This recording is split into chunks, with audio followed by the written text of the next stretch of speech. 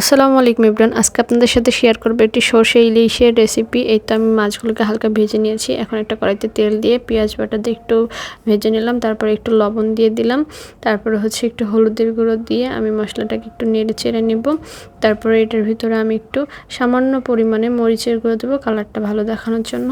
এই তো এখন আমি মশলাটাকে কষিয়ে নেব ভালো করে কষিয়ে নেব যাতে তেলটা উপরে ভেসে ওঠে। এই তো আমি সর্ষে বেটে রেখেছিলাম। এখন এই সর্ষে বাটাটা দিয়ে আবার ভালো করে একটু কষিয়ে নেব।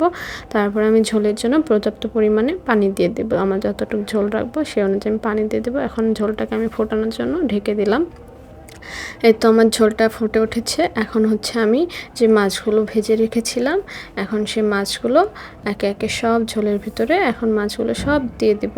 তারপরে হচ্ছে আমি একটা কাঁচামরিচকে ভেঙে দিয়ে দিব ঝোলের ভিতরে যাতে ফ্লেভারটা ভালো হয়।